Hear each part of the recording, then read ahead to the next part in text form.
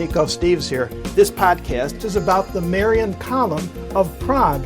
Also, segments from the audiobook version of The Very Fine Light.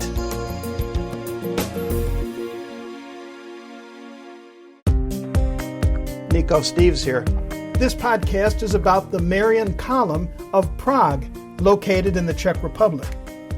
At the top of the column is a very large statue of the Madonna.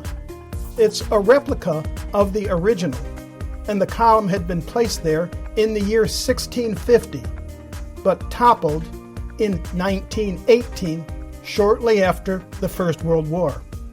It's taken poets, a deathbed regret from the teardown instigator, plus a sculptor's commitment to return the Virgin Mary back to this place 100 years later.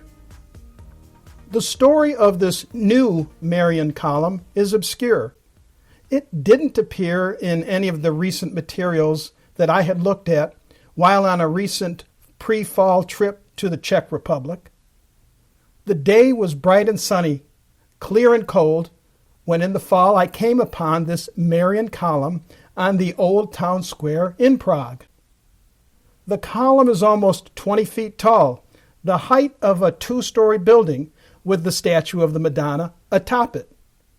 I literally stumbled upon this new Marian Column. What captured my attention wasn't the statue of the Virgin Mary high above, but rather it was a photo-size icon of the mother and child that was inside a section at the base of the column. It surprised me to see the Virgin Mary here. I was intrigued.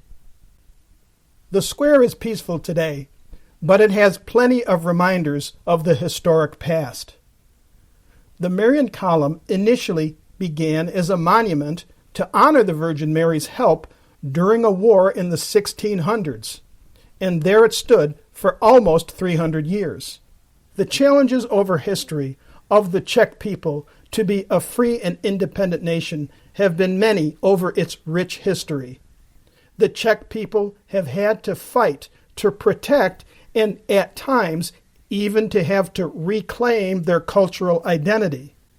Little did I know the length of time it took to bring the Marian Column back to Prague.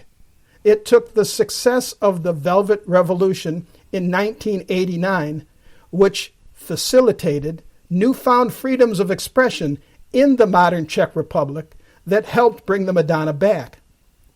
And of course, the Virgin Mary's love for humanity, along with the unconditional love that Jesus has for all of us. Back in 1650, this Marian Column was crafted in the Baroque style, designed to raise the eye upwards. As an extra feature back then, the column had been aligned with the navigational meridian that runs through Prague, and there is a marker, a line, embedded in the square, which back in the olden days, before clocks, allowed the folks to determine 12 o'clock noon, due to the moment in time that the height of the Marian Column would cast a very tall and straight shadow, which would align with the strip on the street, marking high noon each day.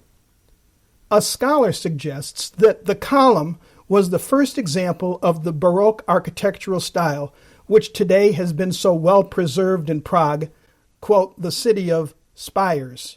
There are approximately 500 towers throughout the entire city still today. But why was the Marian Column pulled down?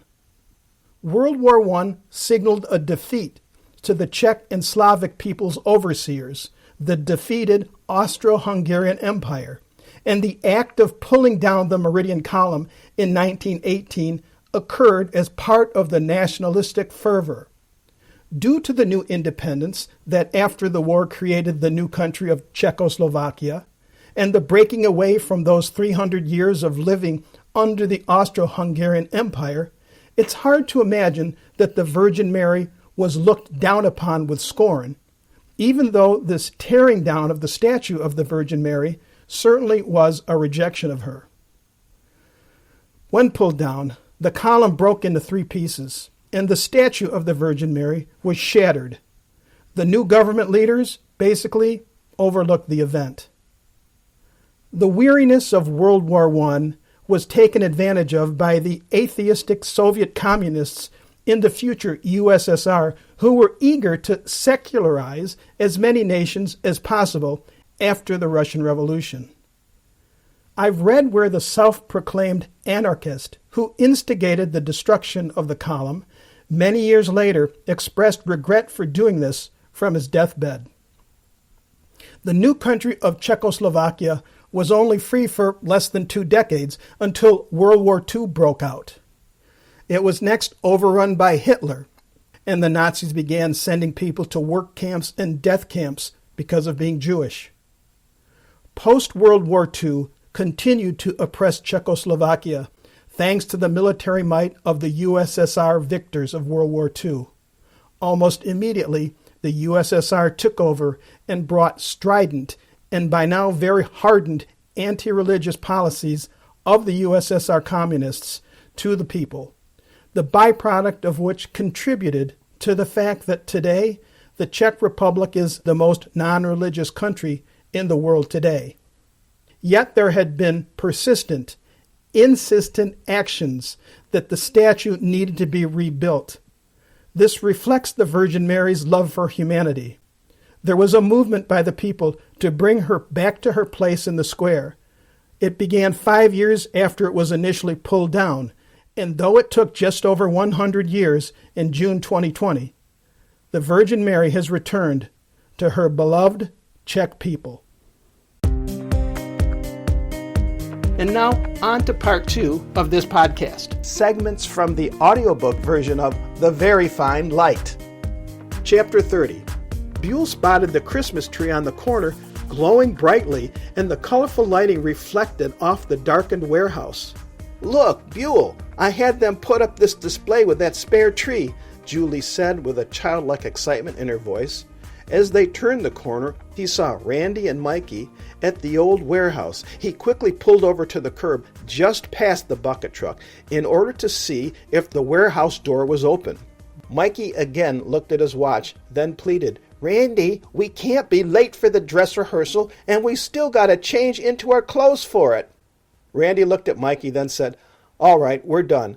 I'll come back tomorrow morning first thing and secure the connection." Buell got out of the SUV and strained to look at what Randy and Mikey were doing.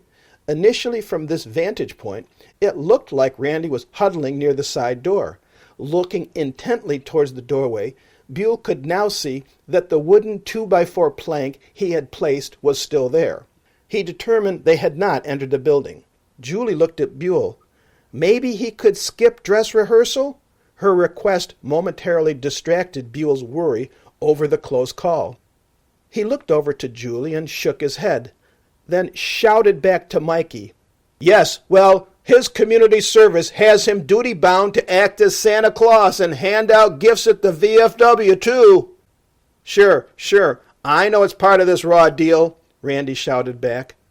"Julie, I've told you he's nothing but trouble," Buell said as he got into the SUV and slammed his door shut. Buell's foot punched down hard on the gas pedal of the all-wheel drive SUV. It responded with the tires squealing and beginning to smoke as rubber from all 4 wheels met the road.